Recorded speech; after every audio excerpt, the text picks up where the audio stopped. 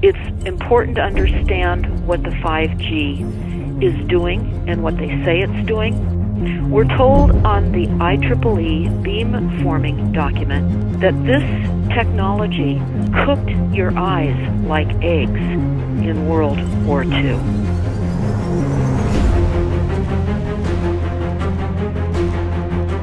And you all need to understand these are military weapons.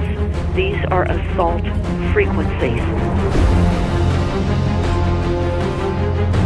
If you garner nothing more than that, that's what you need to know. It's microwave radiation warfare, is what this is.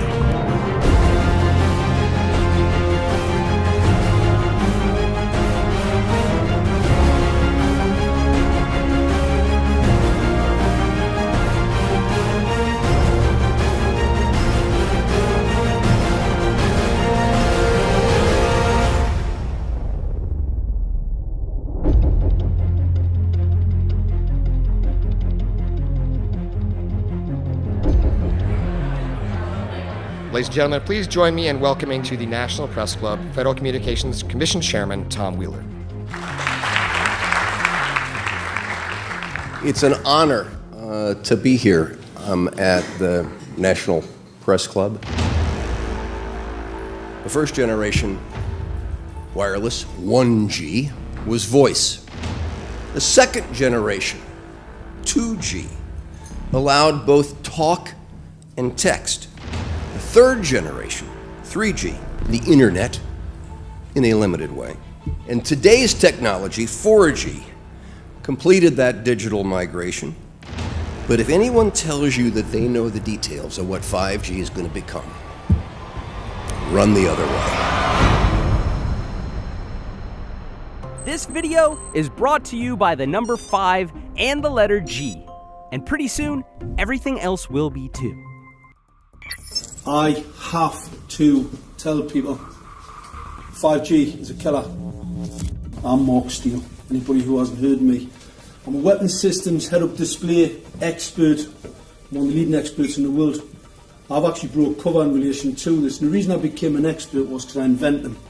What I'm going to say to you today, do not believe a single word I say. Not one. I want you to do your own research. You'll find it's absolutely terrifying. You got your body cam? Aye. Oh, good lad. Right, because I can talk to that. This 5G roll-up is a weapon system. I've got a letter in with central government because I know about weapon systems more than anything other. In Britain, in a place in the north of England called Gateshead, a scientist there called Mark Steele has been very publicly and actively warning people about the effects of LED streetlights, which he says in Gateshead are emitting now 5G. Right, what's the crack? Hey, lads. I'm just having a word with these Gateshead council workers about replacing these transmitters on these lights that are causing harm and assaulting the community. This is an existential threat to the economy, to the environment and humanity. If these transmitters are everywhere, then everyone's at risk, surely.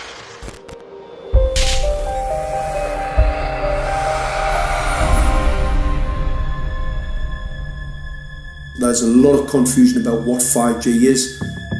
The G stands for generation. So you started off with the first transmitter system. Back in the 1980s. In the 80s, yeah. So you had 1G, then you had 2G. And as the generations moved on, you started to see more complex signal systems, cleverer pieces of antenna designs, etc., etc. So the whole thing became more data, quicker downloads, etc., etc. However, 5G is something completely different.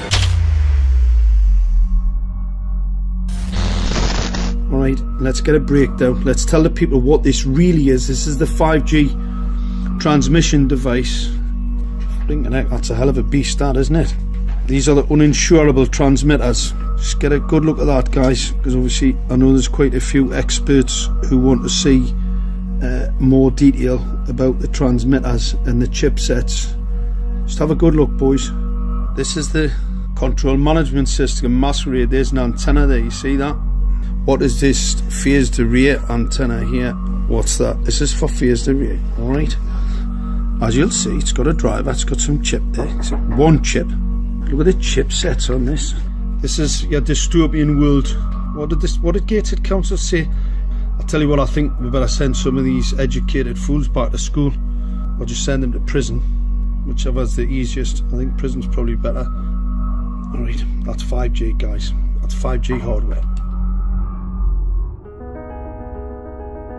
You must consider the whole part played by electricity in nature. Human beings cannot go on developing in the same way in an atmosphere permeated on all sides by electric currents and radiations. It has an influence on the whole development of man. This life of men in the midst of electricity, notably radiant electricity, will presently affect them in such a way that they will no longer be able to understand the news which they receive so rapidly. The effect is to damp down their intelligence. Such effects are already seen today. Even today, you can notice how people understand the things that come to them with far greater difficulty than they did a few decades ago.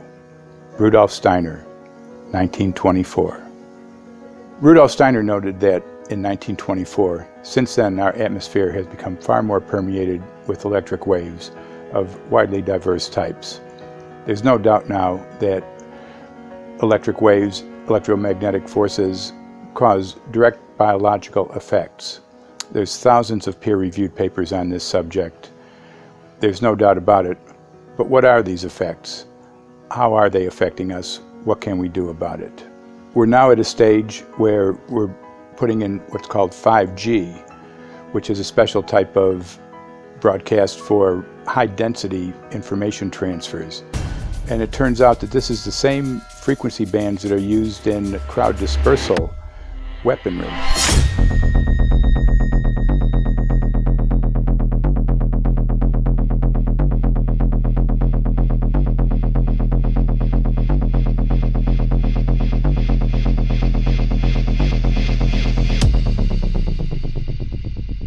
5G, first and foremost, is densification. So it's significantly more transmitters in close proximity to a human, and it is also a sophisticated, illegal, unlawful transmitter. What I mean by that is it is a high gain dielectric lens antenna, and what that allows 5G transmitters to do is to 3D map its environment in your home. The 868 megahertz frequency is specific for battlefield interrogation systems, so sub-gigahertz. It allows the signal to travel through concrete brickwork with ease, and it can actually data gather. It is a target acquiring system. Phased array is basically radar off the battlefield. It is extremely good at identifying targets and being able to lock onto targets. And not only that, it can specifically target you as an individual. So any judge sitting on an interesting case, let's say, any lawyer, any barrister, anybody doing any work that is potentially controversial, your life could be at threat. So the antenna design that you currently have on top of these LED streetlights, masquerading as a control management system, is basically battlefield interrogation equipment. The first phased array unit was actually called Mammoth, used by the Germans during the Second World War to identify Allied aircraft. Obviously things have moved on significantly since then.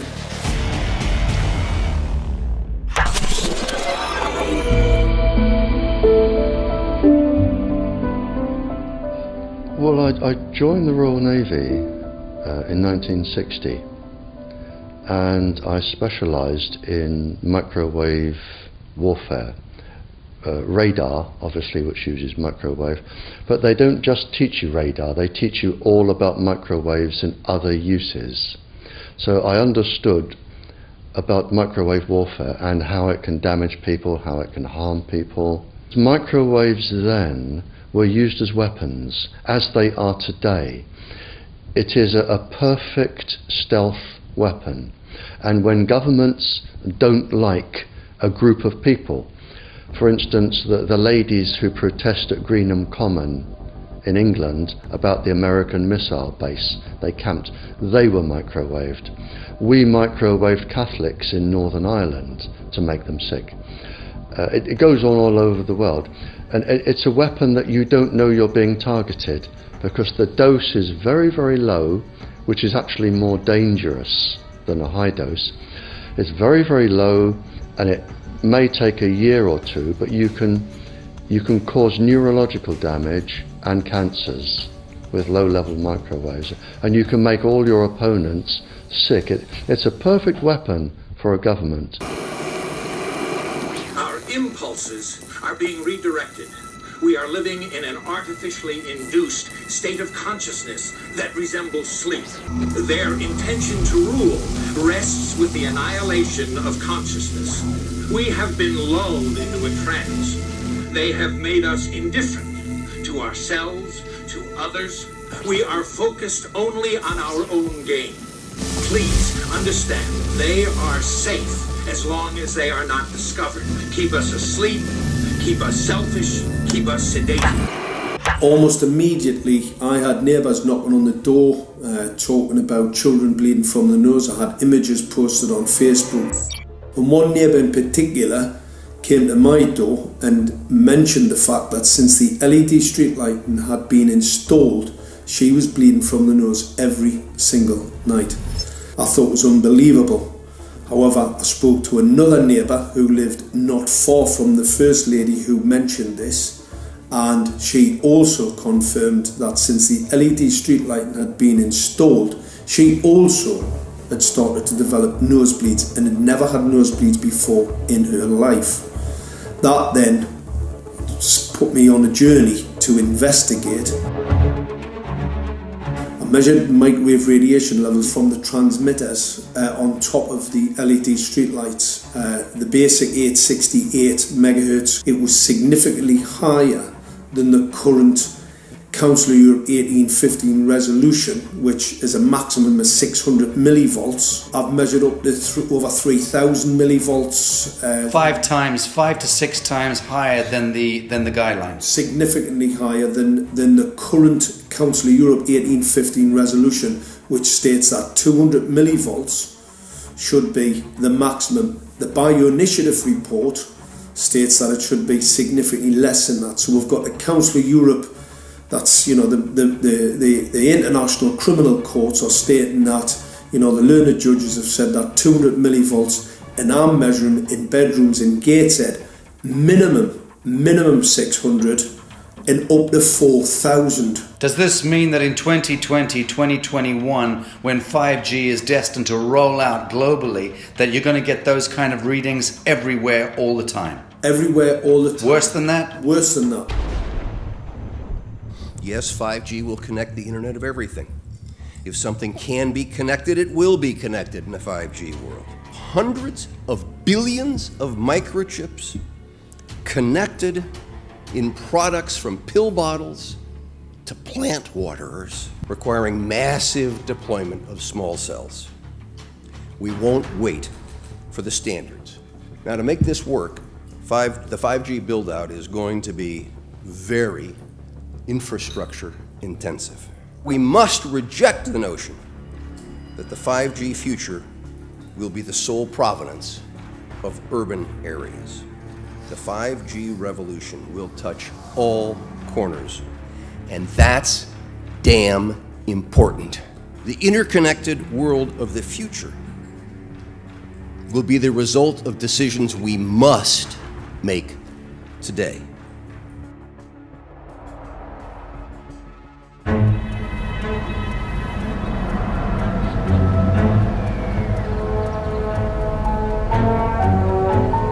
The main issue before us today is Senate Bill 637 and Senate Bill 894, the former by Senator Hugh and the latter by Senator Knopf. We're going to invite the first four witnesses in support of the legislation, and that would be John Jones with Sprint, David Lewis and Andy Emerson with AT&T, Neil Krevda with Verizon, and Frank Iacovetti Jr. with T-Mobile. So be straight with me. Is it true? It could be. No, well, very few cases. There was an unfortunate incident out in Iowa. Look, gentlemen, practice these words in front of the mirror. Although we are constantly exploring the subject, currently, there is no direct evidence that links cell phone usage to brain cancer.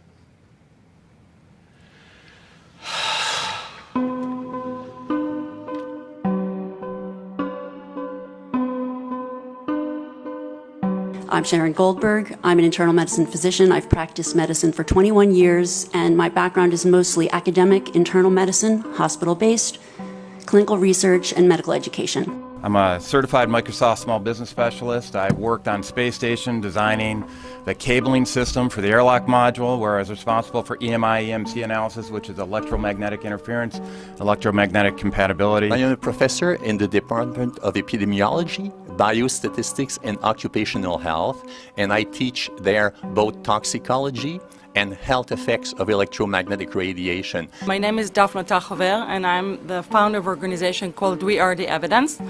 We are an organization that represents the many adults and unfortunately many children who have become very sick from wireless technology radiation. There seems to be a couple false Easter eggs being put out there right now. I want to make sure we dispel that right off the gate.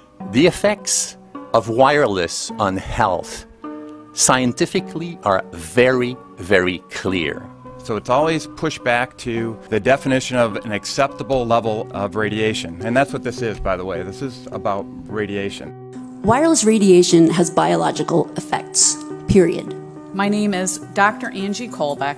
I've been reviewing the studies showing the impacts of wireless radiation on our health, and there are now thousands of studies showing the following adverse health impacts to wireless radiation: cancer, oxidative damage, DNA damage, DNA failure. Things like memory, dizziness, anxiety, brain fog. Headaches, nosebleeds, cognitive problem, exhaustion. We have evidence of DNA damage, cardiomyopathy, which is the precursor of congestive heart failure. Short and long-term memory loss, decreased attention spans, lower reaction times, even involuntary contractions of muscles causing misalignments of spines and jaws. Breast cancer. We suddenly have breast cancer in women who have no DNA predisposition.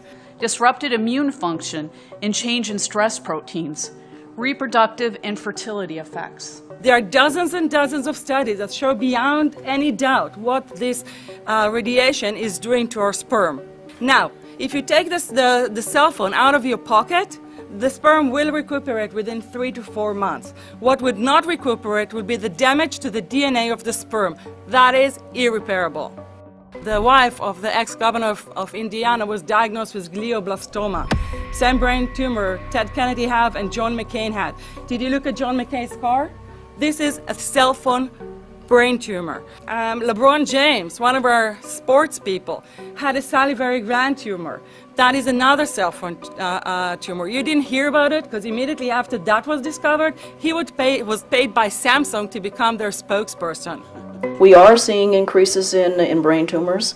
We're seeing increases in Alzheimer's. We're seeing increases in all of the neurotransmitter diseases, ALS, Lou Gehrig's disease, Parkinson's. These are all disease systems that are known to be associated with low-level energy exposures. We talk about 24/7, around-the-clock exposure, wherever you are and your whole body. You never get away from it. And it seems from our studies that maybe your immune system can cope with for a time, but it will deteriorate. Then the irradiation will definitely damage cells at a deeper level, and the question is what will then happen? These are out of peer-reviewed papers, so these are not just hypochondriacs thinking that they're doing it. We're having real problems with this. This is no longer a subject for debate when you look at PubMed and the peer-reviewed literature. These effects are seen in all life forms: plants, animals, insects, microbes. So 5G is not a conversation about whether or not these biological effects exist. They clearly do. There is scientifically evidence that is so strong that you can be certain that the standards used by the FCC to manage health effects are wrong. We need to start measuring how much radiation are people being exposed to. before we roll out 5G, there are 4 kinds of electromagnetic fields that we know are harmful to human health. So radio frequency radiation, magnetic fields, dirty electricity, and electric fields, okay? Our exposure, any given person, and all humans are affected by EMFs. What is our exposure in a day? It's not one cell phone. It's cell phones, it's multiple wireless networks, it's smart meters, it's cell towers. It's this sandwich, and it all adds up. The data we're going to look at are all published science, testing results, or public standards. At the bottom end of the radiation scale of what's called power density or signal strength is the minimum level at which cell phones will work, which was found to be 0.2 billionths of a microwatt per centimeter squared. Pine needles were found to age prematurely at 0.000027. At short-term exposures of 0.05, children aged 8 to 17 experienced headache, irritation, concentration difficulties, and behavioral problems. 0.1 is the biobiology or building biology guideline for extreme concern. 1.0 produced sperm DNA fragmentation and a decrease in sperm viability in vitro. Also at 1.0, the science shows the following bodily effects can occur: headaches, dizziness, fatigue, insomnia, chest pain, difficulty breathing, and indigestion. 2.5 saw altered calcium metabolism in heart muscle cells. 4.0, changes in the hippocampus affecting brain memory and learning. And at 6.0, DNA damage in cells. So, where are smart meters on this list? Electrical Power Institute in December 2010 measured a single Itron smart meter with pulses up to 7.93 microwatts per centimeter squared. Our own testing indicated approximately 8.0 with 1 meter. These tests are at a close distance, approximately 1 foot away from the meter, but an infant's crib could be just as close on the other side of the wall where the meter or bank of meters are installed. Even though there are all these known health effects at levels far lower, Switzerland, Liechtenstein, and Luxembourg see fit to set the standard at 9.5. And China, Poland, and Russia, 10.0. This is the same level at which behavior has been altered, producing reflexes of avoidance following 30-minute exposures. A room of 12 smart meters, very common and even a conservative number in an apartment building, tested at 19.8 microwatts per centimeter squared. This is hundreds of times higher than levels which clearly indicate harmful effects. So, how can utilities and governments get away with forcing these devices on everyone? This is how. In Canada and the US and several other civilized countries, the safety limit is set at 600 to 1,000 microwatts per centimeter squared. This so-called safety limit is literally tens of thousands of times higher than levels which are known to damage health according to peer-reviewed published science.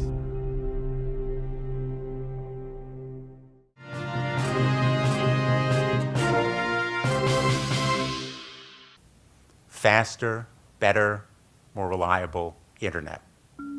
That's the promise of 5G technology, but there is also the peril.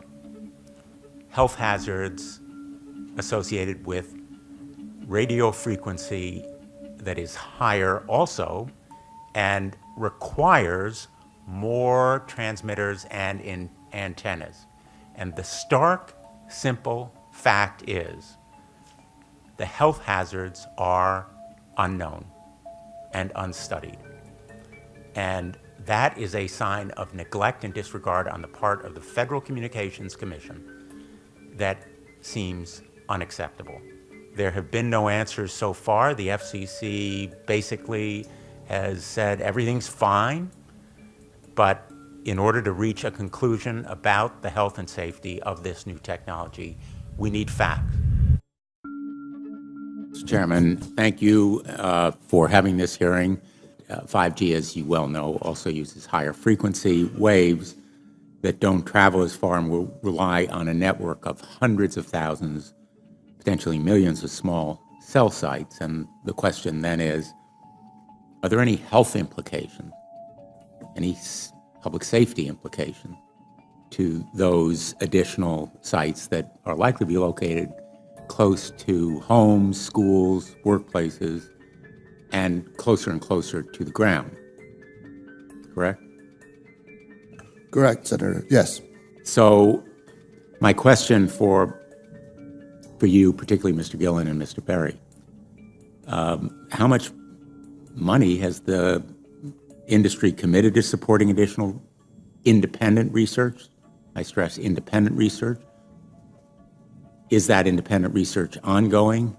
Has any been completed? Where can consumers look for it?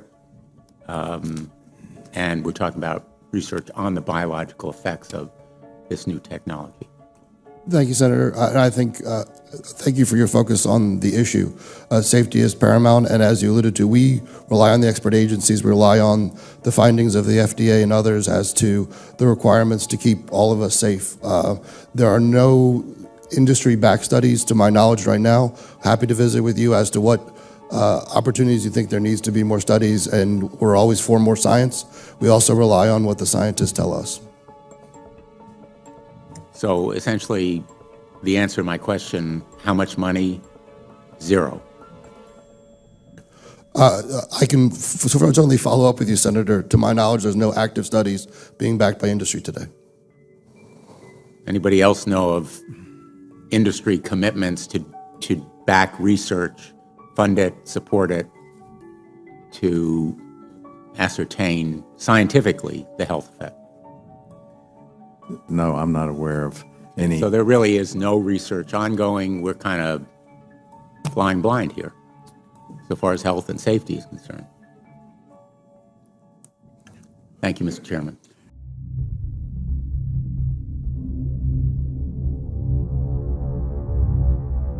You're a trained medical professional. Yes. We don't have one on the panel. What are we to make with of the American Cancer Society, for example, telling us there's no evidence of harmful product? Many of these organizations have conflicts of interest. Very briefly, if you can, what do you mean by conflict of interest? One of the first things that you teach residents is that you always have to look at the funding. There's a tremendous amount of sponsored research by people who are hired to do studies to find no effect. And that's plagued this field in a number of countries. The radio frequency radiation work that we did was supported by Motorola. The relationship was really very cordial and very stress-free, but only up until we started generating data.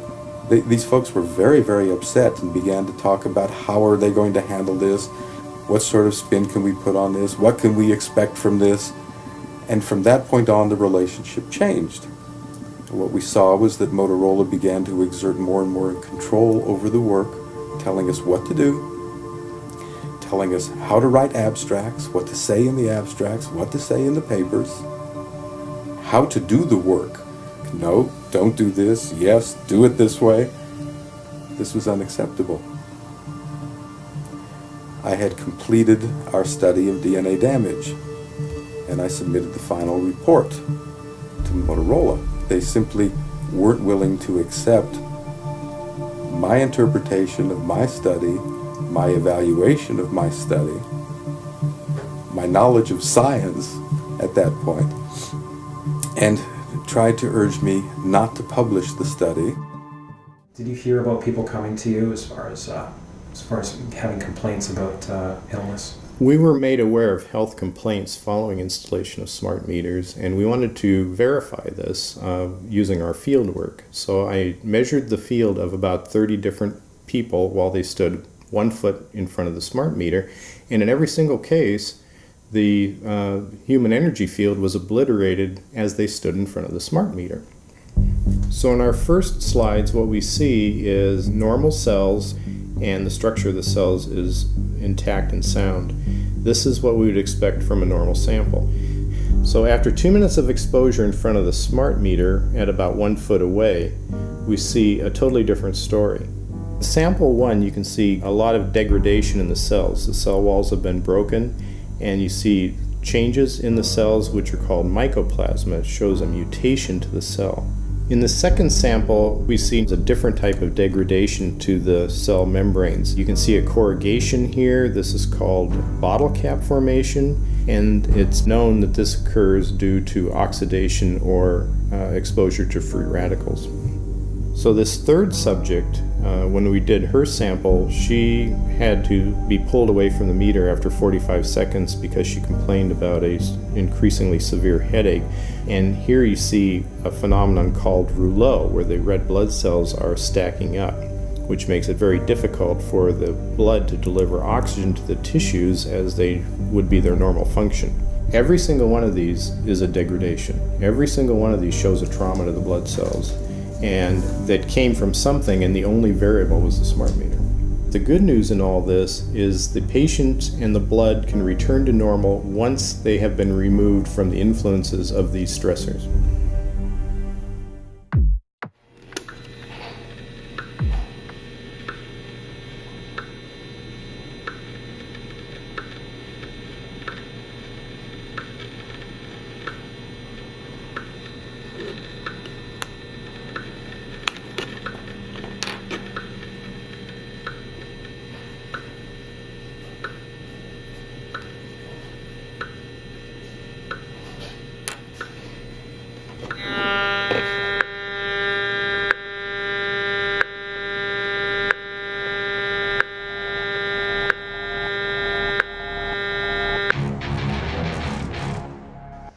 Some of the effects that we can look at, well, one thing is just our regular Wi-Fi, 2.4 gigahertz.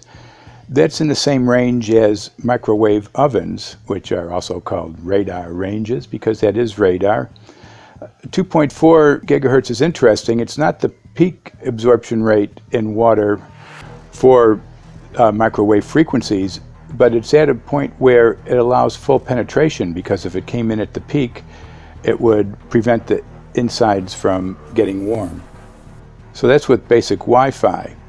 Now when we look at 5G, 60 gigahertz, this is what they call active dispersal sort of weaponry, just to keep people back. It burns the skin. It doesn't penetrate, but 60 gigahertz is the frequency of oxygen molecule absorption.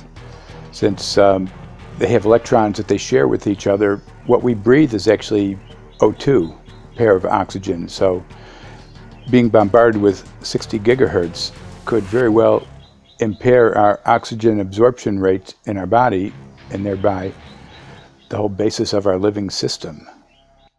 Martin Pall says, putting tens of millions of 5G antennas without a single biological test of safety has to be about the stupidest idea anyone has had in the history of the world. So assessing all this, we have experts in various fields: military EMF weaponry, biological effects on humans, firefighters that are getting cognitive impairment by being there in them, countries that are banning these sort of technologies around schools because of the impairment to cognitive. Let's weigh that up in light of what Rudolf Steiner said in 1924 about just mere radio causing the impairment of cognitive functions on people, that they can receive news from around the world, but they can't understand it as well because of the effect of the electricity. We have to say, something smells sinister here. With the 5th generation, it's actually a whole new ballgame. It's not using the same technology. They're switching to military-grade millimeter wave technology. And when you look at this technology, I mean, if you go and look at DARPA reports, come and look at some of the patents that the United States military has put out on what they can do with psychological weapons, all sorts of things, crowd control, active denial, anything you can think of, this is what they can do with 5G. So any type of military application you can think of which has an electromagnetic base, they can do with 5G. And they're putting this out blanket across the population. Ladies and gentlemen, the President of the United States. Good evening, my fellow Americans. In the councils of government, we must guard against the acquisition of unwarranted influence, whether sought or unsought, by the military-industrial complex. The potential for the disastrous rise of misplaced power exists and will persist. We must never let the weight of this combination endanger our liberties or democratic processes.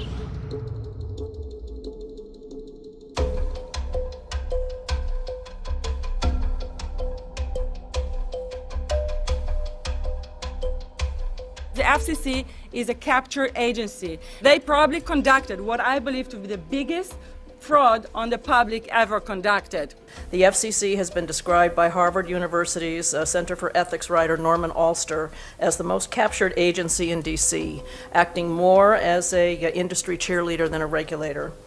This is especially true today with 5G, where there are serious safety concerns and potentially misleading information coming from the FCC. For example, the previous chairman of the FCC is Tom Wheeler. He was the head of the Wireless Lobby Association for 14 years. Now remember, Obama told us there would be no lobbyists in his administration, so he took the biggest lobby and put him as a head of the FCC. And that's damn important.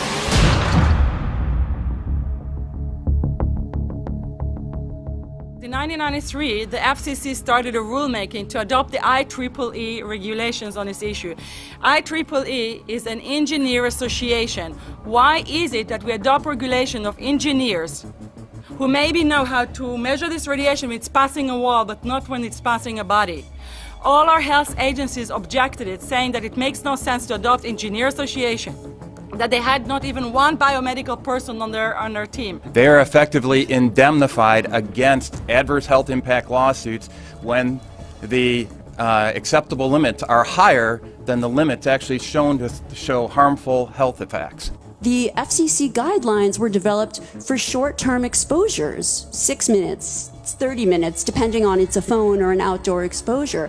And they have absolutely no connection to the biological effects that have been very clearly summarized in the Bio Initiative. So as you can see, there's a number of individuals in this room today that have serious concerns about this as regards to their health. If one of your companies decides to put one of these small cells up at a pole that's within, say, 50 feet of one of their houses, what recourse do they have to say, is there a way to move it somewhere else? There's language in the bill so that the authority can require the applicant to come forth with certification of compliance with the FCC's rules related to radio frequency emission. Remember that denial of request or denial permit request that you can put in? It's going to point back to the acceptable levels as determined by the FCC. Not the EPA or not the CDC, the ones who usually take care of health concerns, but by the FCC, which is staffed by former members of the telecommunication industry. That's the fox guarding the hen house. It's a fact that most insurance companies will not indemnify against EMF effects. Telecom companies around the world are warning their investors of potential major costs due to real or alleged risks of EMF pollution from their products. Interestingly enough, they're warning their investors, but they're not telling their customers. They're basically keeping it quiet because that's where their money comes from. So we're using technology that could be very potentially harmful to us, and the investors know it.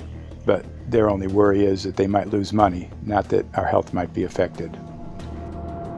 First of all, I think what you should really think about is why is it that they're not insured? It's not that they chose to be self-insured. They actually rejected by the insurance company from being insured because they understand the risk. And so the insurance companies, the big insurance companies, will not insure the telecommunication? So there's insurance companies, and then there's what's called secondary insurance companies. Secondary insurance companies are the insurance companies that insure the insurance companies. So in an event, an insurance company, let's say I insure Verizon, and it may not be able to meet the claims, then the secondary insurance company is kicking in. Like Lloyd's of London? Sorry? Like yes, Lloyd's of exactly. London? So two leading ones would be Lloyd's of London and Swiss Re. Both told the insurance company not to insure the wireless industry, and this is why they're not insured. And that should give you a hint. Now, this is exactly why they have to prevent a health lawsuit. And how do they prevent lawsuit? That goes back to Section 704.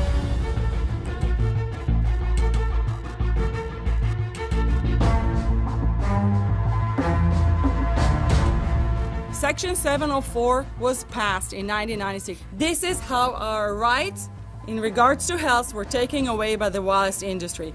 What this legislation did, it gave the power to regulate the health effects of wireless technology to the FCC.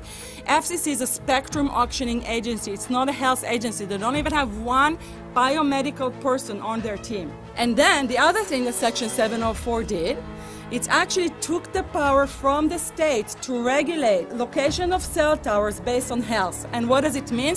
It means that if they want to put a cell tower in front of your home, you cannot go to your city council and say, hey, stop, I don't want it. I just heard in a lecture that there are 10,000 studies proving that it's harmful. I don't want it. My child is sick. They will tell you, stop. You're not allowed to mention this in the city council because Section 704 says that if you will, and if the application will be rejected, the city will be sued, can be sued by the wireless industry.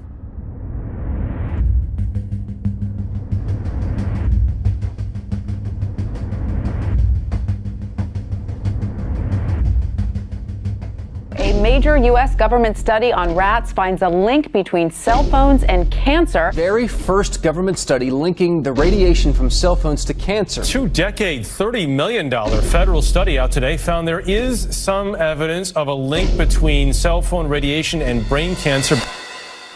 Professor, what is the NDP? I've heard that study several times. NDP is what? So it's a $25 million study on rats and mice that was supposed to demonstrate that there were no effects of radiation below thermal.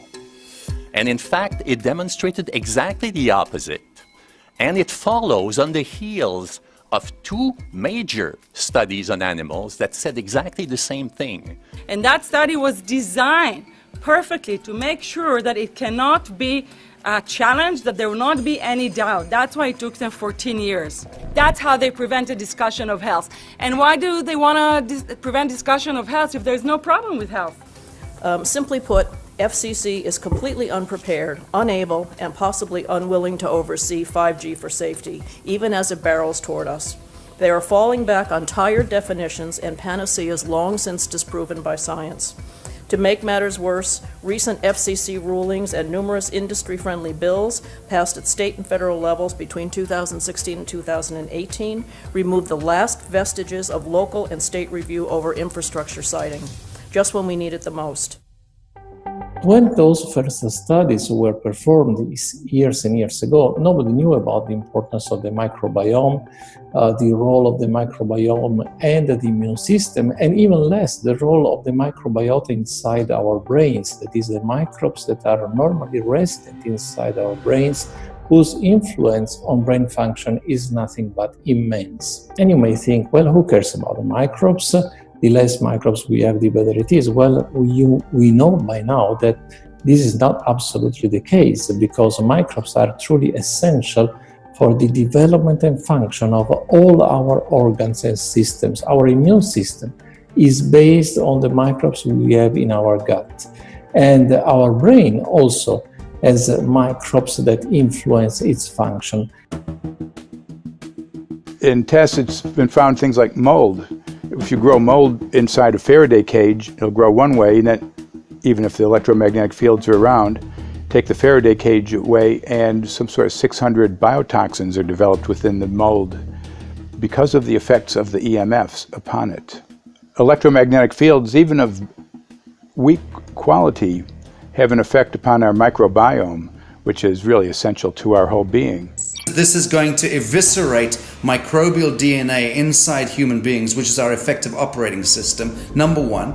So it may not impact human DNA in laboratory experiments right now, and they're saying it doesn't impact human DNA. But given that human DNA is less than 1% of the cellular DNA in the human body, the rest of the cellular DNA is microbial, and we know that this will eviscerate microbial DNA. So we're talking about a takedown of the operating system of human beings. Exactly.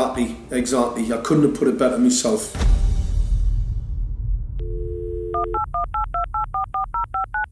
John Brandt. Good morning, Mr. Brandt. Wow, this is Amanda from Virginia. Hi, how are you? Hi, I've been trying to get a hold of you for months now. You guys are covering up chemtrails.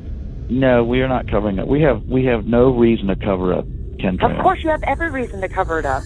Every reason. It's called What losing your reasons job. would that be? Oh, well, you personally, you would lose your job if you were to reveal anything to me, and it's probably unsafe for you to even be speaking about this, considering the types of individuals you work for. It's not unsafe. It is unsafe. There's no problem with us talking on. You're a citizen. You're making a complaint. Oh, Lord, have mercy on myself. It's a complaint in an area that we don't have authority to regulate.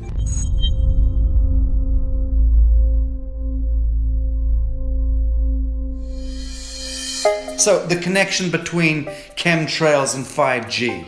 It's all interconnected. The metallized particulates, that would allow the 5G phased array, so basically the radar, that would allow it to be able to identify you, so it can watch you, it can identify you in your own home 24 hours a day, 7 days a week. For the last X amount of years, we've been through chemtrailing, and that is now the cat is out of the box. We've had these nanoparticulates raining down on humanity for years now, impregnating our bodies, by best accounts staying inside our bodies. Those nanoparticulates, what you're saying, are building up a kind of a phosphorescence glow capability so that we can be flagged up in our homes, behind concrete and steel, inside bunkers, in the basement, doesn't matter where you are. The 5G will be able to now triangulate, map and read you, because you as a living being are impregnated with these nanoparticulates, which are acting as a kind of transmission and reception technology.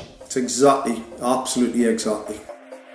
You have to consider that DNA also works as a fractal antenna, which is able to send and receive and also to process signals under the form of radio frequencies. Well, then there is no doubt that artificial radio frequencies, such as those of cell towers, and in particular these new types of towers that have a much higher density of signals, they may somehow interfere with the ability of DNA to retain and transmit biological signals. So this is one level of danger that very few biologists are aware of.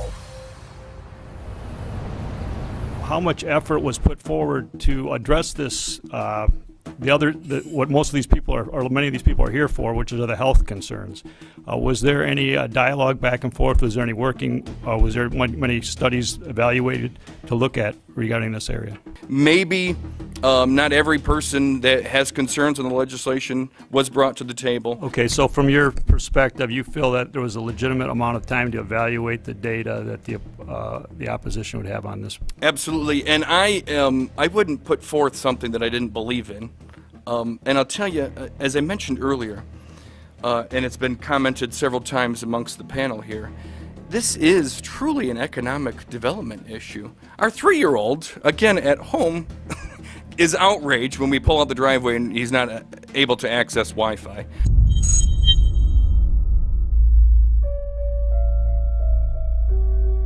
I think anyone who puts Wi-Fi into a school should be locked up for the rest of their life.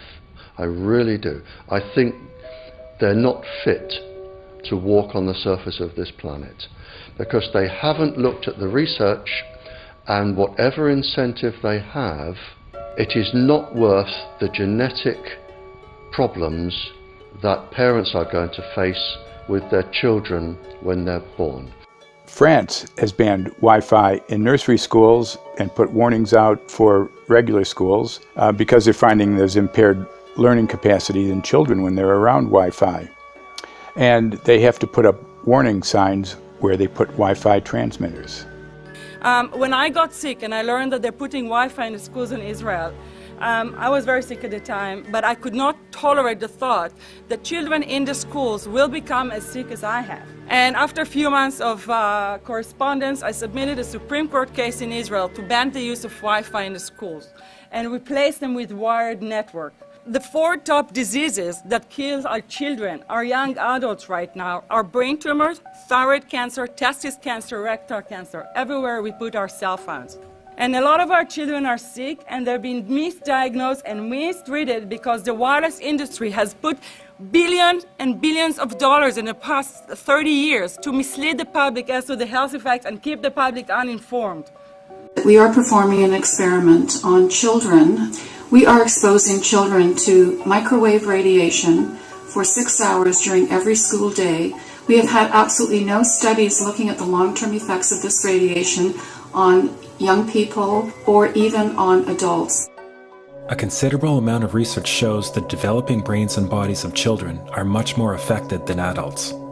And there are clear indications of a link between increased electromagnetic fields and autism spectrum disorders. We took 10 autistic children and went back to the sleeping location where the mother was when she was pregnant with that child and compared it with the sleeping location of a mother that gave birth to healthy children. We had 10 mothers in that group, 10 mothers in this group, and in the group of the autistic children, we found that the measurements that we got for the microwave exposure was elevated compared to the group of children that were normal. The fetus is affected. The exposure to man-made electromagnetic fields has become the first factor that could be isolated ever in autism that could predict autism. The fifth generation of wireless technology, or 5G as it's being rolled out worldwide without safety testing. Let me say that again, without safety testing. And how we've got scientists and doctors and environmental organizers saying, stop this. Because in terms of the effects of wireless radiation, the science is in. Wireless radiation can lead to cancerous heart tumors, brain tumors, DNA damage. Wireless radiation is linked to infertility, to autism, Alzheimer's, and more. And guess what? All the effects that I just listed, those are some of the effects that are known according to the technology that's being seen today. First of all, you have to know that we know that the other EMFs that we're exposed to are already known to be health risks. And basically that 5G, because of the frequency that's going to be used and because of the extraordinarily high pulsation levels that will be used, is a much bigger threat to our health than the things that we already have, which are very substantial threats to our health. We're not just talking about the intensity. We're talking about the frequency and the very high level of pulsations. There's a huge literature which shows that pulsed EMFs that pulse up and down very rapidly, are in most cases much more biologically active than our non-pulsed EMFs. Every single wireless communication device communicates via pulsations, but the industry completely ignores this issue. The problem with 5G is that they're planning to put out tens of millions of these antennae all over the place without doing one single biological safety test. Are you implying possibly that we, the consumers, are the guinea pigs since they haven't really done tests to see the effects in a smaller setting? I mean, that's not an implication, it's a statement. We are, yes. Cancer is not the main concern that I have. I'm really concerned about sperm count and about effects on pregnancy. How many of you know that 1 in 6 American couples is unable to have a child when they want to? How many of you know that last year the birth rate in this country dropped the most that it ever has in recent history, 3% in a single year? People look at the sperm, and people use cell phones, and the sperm, usually sperm swim, and they swim straight. But if you expose them to radio frequency, mobile phone waves, they swim in a circle. Studies have been done here in Australia, taking sperm from healthy men. And one test tube gets exposed to cell phone radiation, and one test tube is not exposed to mobile phone radiation. And then the results are evaluated. And this is a measure of vitality. We measure how well the sperm swim. This is a measure of motility. This is a measure of mitochondrial DNA damage. They have 3 times as much damage on their DNA if they have been exposed to mobile phone radiation. The data on that are rock solid. Cell phones can damage sperm quantity and quality. Your embryo, your uterus in the fetus, where your child is developing for the first 100 days, in the ovaries, the eggs do not have that protection. So they are at maximum risk from radiation. And for the first month or so, you wouldn't even know you were pregnant. You wouldn't even be taking precautions. That is the main danger area. So you give birth to a daughter, but her ovaries are now contaminated. She may be normal, she may be genetically damaged, but her ovaries are at the most risk. So when your daughter grows up and she becomes pregnant and has a baby, this is where one of these eggs will be fertilized and come out. So the real damage here is your grandchildren. That is where it is going to show most. Do you think that there is a chance that within the third generation of females, they may be irreversibly sterile? Not in the third generation, but in the fifth generation, and that would for humans be something in the order of 150 years ahead of us. And of course, then it's too late to say that you are sorry, and it's very too late to say stop. There is a wealth of papers. I mean, we're talking about thousands of published papers in the scientific literature, few of which, or sometimes none of which, have entered the official documentations from authorities and likewise. So I think it's really time to have an independent compilation of data. Such was done at August 31st, 2007 in the form of the Bioinitiative report, of which I was one of the authors. And then we put together approximately 2,000 scientific references on a little bit more than 600 pages, clearly saying that if you, for instance, if you are a rat or a mouse or a cell or a molecule, you should definitely not allow yourself to be exposed to this. And in the meantime, we have this full-scale experiment using our own kids. One interesting case, John Patterson, he was a telecommunications engineer in Sydney, Australia. Very brilliant man. For 20 years, John tested Telstra digital systems. Over the time, he realised the dangers of electromagnetic radiation. It disrupts the bioelectric system of your body, which is really your brain, your nervous system, how your muscles talk. And he tried warning of these effects through different agencies, through his company. Got all the test gear out and measured it and drew up a report, and I was immediately removed from service. Finally, in 2007, he took matters into his own hand. He commandeered a used British Army tank and went and destroyed 6 cell phone towers in Sydney, Australia, because he wanted to stop this. He was trying to make a point. The message was that how dangerous it was.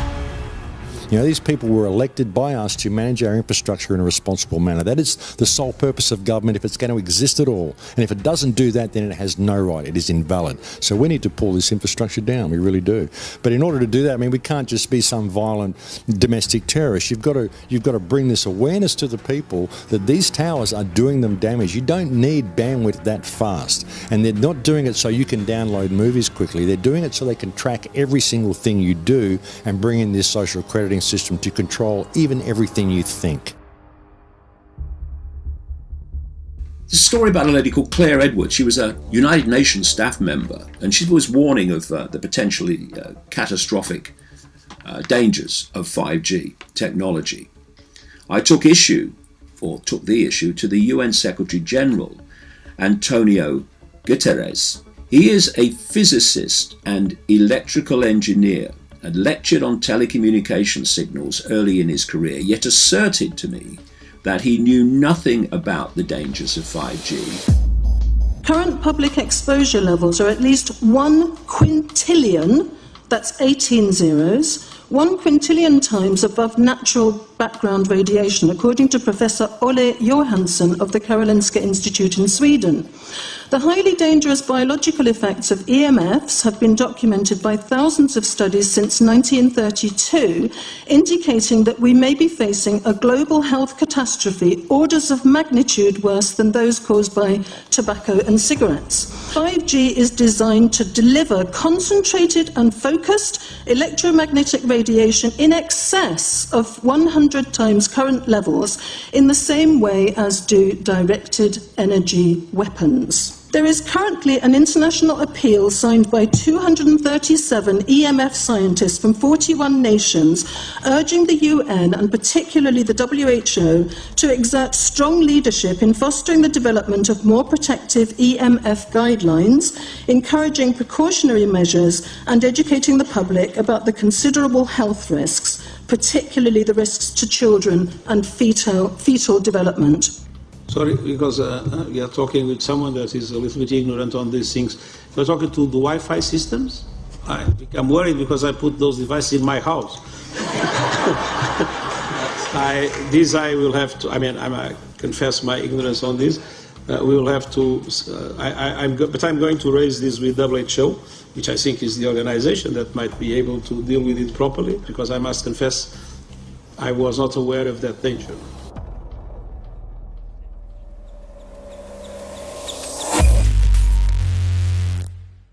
In 1996, when the Telecommunications Act was passed, in it was a provision essentially that kept local officials from addressing health issue concerns when approving or not approving a cell tower. So that's correct. But then something new is happening. We've talked a lot about it on the Solari report, thanks to Jason Bogdan-Smith and his website EMF Warriors. But this is new. This is very, very new. So you're basically, sending out an appeal on something that in one sense hasn't happened yet. This is not just an incremental change. This is a big step up. It's a sea change. An onslaught's not an improper word. It's a bombardment. So instead of a cell tower 1 mile or 2 miles from you and you still have cell phone service, we're going to have antennas every block, and some poor soul is going to have one mounted to a utility pole maybe less than 20 meters from their home. So this kind of, invasive bombardment with this many antennas, just in 1 square mile, if you do the math, 1 per block and 16 blocks per mile, that's about 250 antennas per square mile. The millimeter wave is untested. Former FCC Chairman Tom Wheeler openly said that they don't plan to test. We won't wait for the standards. And then our appeal also addresses the fact that there's a plan to roll out 5G through satellites in low Earth orbit. So 20,000 satellites, which will cover every square foot of the planet with a 5G signal. 6, 5, 4, 3, 2, 1. Night after night, politicians and other leaders were telling Americans that Sputnik revealed that we were at great risk. Not just our pride, but our security is at stake. If Russia wins dominance of this completely new area, well, I think the consequences are fairly plain. Probable Soviet world domination. We choose to go to the moon in this decade and do the other things, not because they are easy, but because they are hard. Because that challenge is one that we're willing to accept, one we are unwilling to postpone, and one we intend to win. Welcome, everybody, to the White House. This is White House 5G Summit. My name is Justin Clark. I'm the Director of Public Liaison, and we are thrilled to have you here today. Really happy to be joined by a lot of leaders in industry, members of Congress and the Senate, White House leaders on this, and people from the FCC. Before we start, one, we are government, so don't assume we know anything, okay? I do agree, I don't know anything. I have become accustomed to giving speeches in my new position on subjects about which I frankly know very little, and we need more cell towers and connections in Connecticut, my home state. It's ridiculous. The U.S. is in the lead thanks to our private sector as well as the work of the FCC and this administration overall. But China and South Korea and many other countries are eager to claim this mantle. We have every intention to deploy 5G first and reap the benefits of faster and more robust wireless. Yes, I hope we beat China, of course. And get to gigabit speeds and low latency, and the race has begun. Let there be no mistake. The race to 5G is a sprint. Winning the global race to 5G, it's a national priority. We must bear in mind the national security implications of winning the race on 5G. Today we're talking about the importance of being first in 5G, continued commitment to putting America first in the race to 5G. We're calling it America First, 5G First. Well, our strategy is called the 5G FAST Plan, a plan to facilitate America's superiority in 5G technology. Connected devices for health applications, which I love, has the capacity to make people healthier, as I understand it, a lot of medical applications. Industry is not asking the government for money to build 5G networks. They're asking us to cut the red tape that surrounds infrastructure deployment. We cannot let today's red tape strangle the 5G future. The red tape slows and sometimes stops the building of densified network facilities necessary for 5G. As we continue our efforts to keep government out of the way, so that America can continue its leadership for America to win the race to 5G. One path is the government regulatory path. The other path is the private enterprise free market, gales of creative destruction, Schumpeter path. Have you ever heard that? Gales of creative destruction? It just means let it rip. The new replaces the old. With 5G, we're on the cusp of another era of American innovation. It means an even more connected world for everyone around us, unlocking the potential of the Internet of Things to become safer, healthier, and more sustainable for our future. You know, sometimes, look, we all believe in the 10th Amendment, but sometimes you have to override it.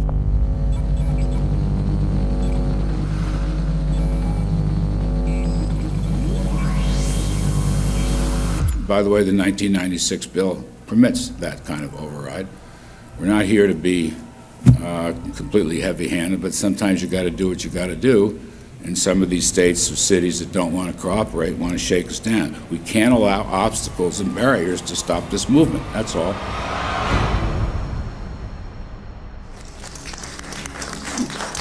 And this happened in Canada. I mean, there were some activists I was working with up there that said, well, you know, we won a victory. We got the Public Utilities Commission to allow us to opt out. And I said, boy, that's divide and conquer. They just got rid of the people that were raising hell. So, you know, that's not the answer. We need to opt out everybody. An opt-out is an agreement to pay to not be harmed. An opt-out is volunteering into extortion. An opt-out says that if I don't pay you, you have the right to harm me. So that doesn't work. This is a mandate. This is being pushed down your throat by a company that is not responsive, by a government that is not responsible, and it's being done in a collusion that's designed to undermine the individual rights of individual people in communities across the country and around the world. The Minister for the Environment has a duty. His duty is primarily to ensure that there is cleaner, better, healthier environment for people in this country. It's a simple duty. He also has a responsibility in regard to science and innovation to make sure that that happens. What seems to be happening here, in fact one could say undoubtedly happening here, is he's using science and innovation to ensure that our right to life is threatened. There have been no public debates. There is no public discourse.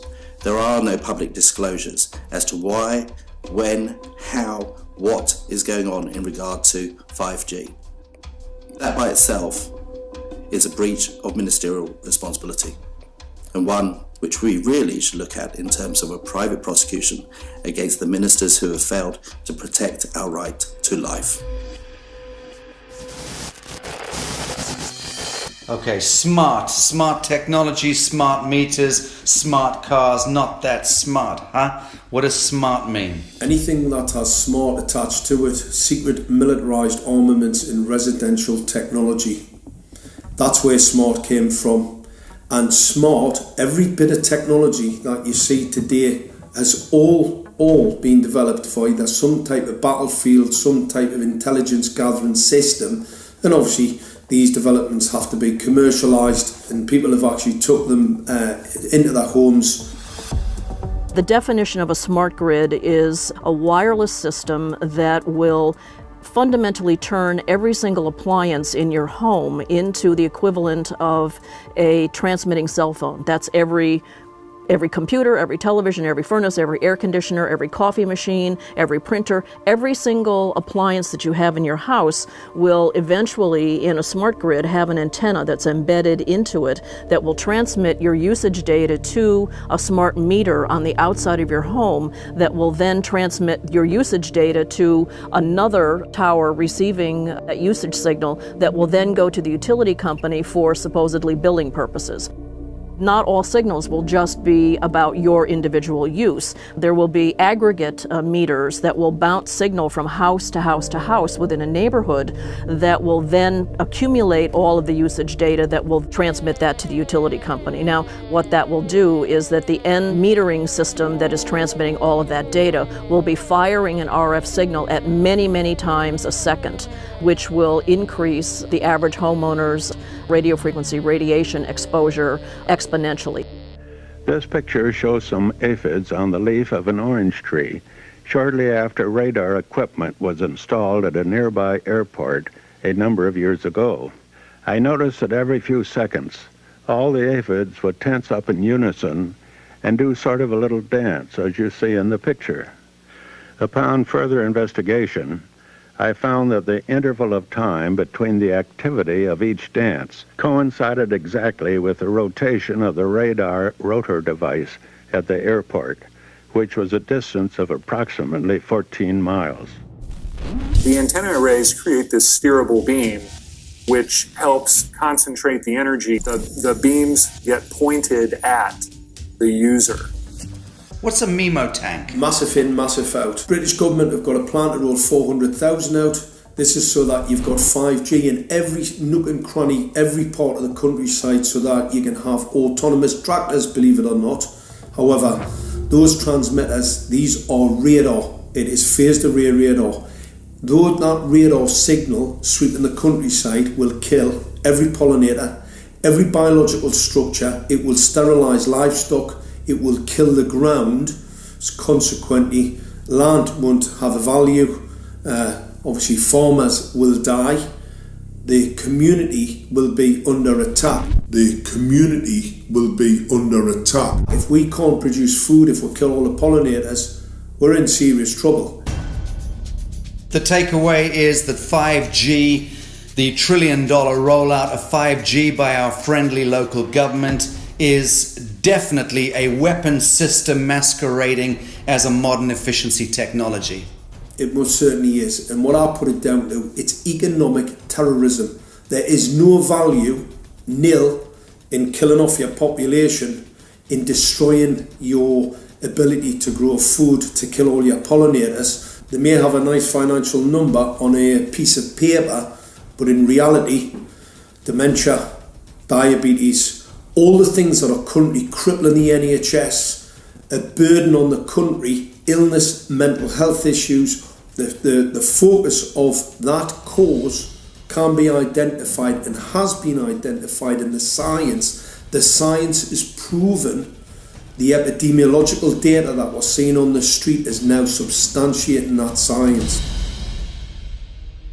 The DNA inside you, the mitochondrial DNA, you can trace unchanged to your mother, her mother, right the way back to the beginning of the human race in Africa, the Stone Age. It is unchanged, the mitochondria, and that is being unchanged in your children, which means if you damage it, your child could be genetically damaged, then her child, and her child, and her child, forever. You are condemning the future generations of every single child. There is, however, a light at the end of the tunnel, or there is some ray of hope. Thanks to the principles of biological quantum entanglement that we have learned how to exploit in the field of biology and medicine, now we can transfer the information from the microbial DNA to the human DNA. And in so doing, we can train, so to speak, the microbes to withstand whatever extreme condition they are exposed to, including this new technology. And then we can train them to transfer this resilience of theirs to our DNA. So let's say that there are good reasons to be worried about the introduction of these new technologies, but fortunately, since the knowledge in the field of quantum biology, in the field of microbiome medicine is advancing as fast as potentially harmful technology, then we can exploit this knowledge to protect ourselves from any real potential or perceived danger from these new technologies.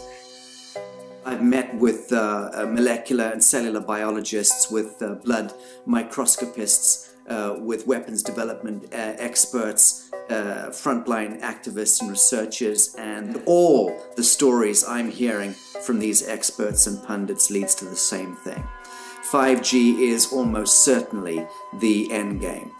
It is an extinction event brought into our homes, into our classrooms, onto the high street, into the very cells and DNA in our human bodies.